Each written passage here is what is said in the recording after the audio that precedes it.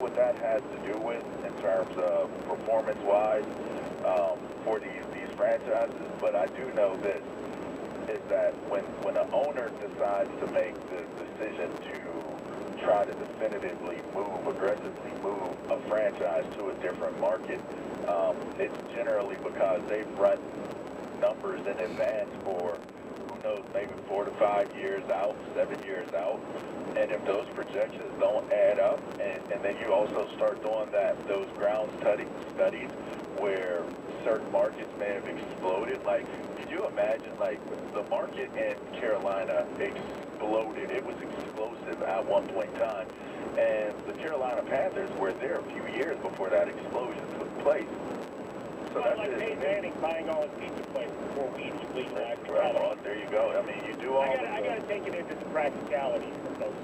I mean, there's nothing wrong with that. I mean, it is what it is, right? You do the homework, you invest in the studies, and you project, and that's what business is all about. You project what it's going to be, and then you go from there. So the idea of it is that if a team is really trying to leave, especially with a good fan base, because that's a great fan base. Absolutely. If you're trying to move them out of that situation, then it's because there is greener pasture somewhere else, or it's just it doesn't appear to be what it appears to be, and meaning that it's not bringing in what it's supposed to be, bringing in based off of projections of a healthy company. Yeah, we know with Jerry Jones, the power play, like you said, with the Rams getting here, a lot of that is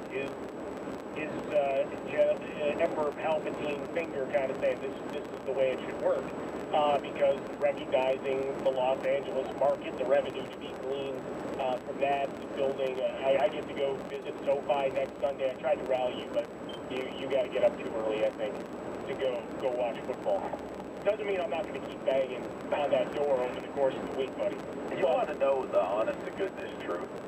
I have anxiety about going to places, man. Do you really? Yeah, it's like once I'm there, I'm good, but the anxiety of just going through the process of getting there, parking and all that stuff, I have real anxiety about doing things like that. So it's like, I want to go. I definitely would want to, explore us. Tailgate with my brothers, it'd be fun. We found a place last time, they were playing cards and dice. Well, I was never here close to it. Here 2 years ago. It's just the process of it all that stresses me out, and I generally will defer on going because, I mean, I haven't been to a Penn State game in well, we need to a while. That out there. You need to go home. I just don't go. And all that. Yeah, I just don't go. Franklin got that big win. Great win. Big win. Jason Whitlock has been begging me to go to this Ball State game. Begging me, and it's like, and it's at Penn State. I want to go, but it's just the whole. Well, there is a lot to do, like going cross country. Yeah. I'm asking you to sit in traffic for a half hour. Same difference to me. No, but it's still just the process. Yeah. We talked about it just before. Yeah, just a curiosity. But we've talked about stadium moves, right? And I've paid attention and done some monologuing on what's going on in Chicago and the Bears trying to flex a little bit with the city because, well, Soldier Field is not their field, right? Yeah. There are other games and concerts and whatever, and it's one of the worst surfaces.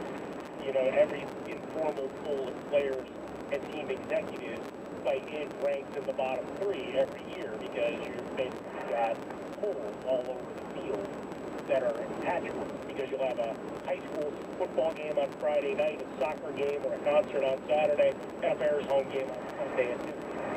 And trying to maintain the field, they only have it for 8 days or 10 days when you include, the pre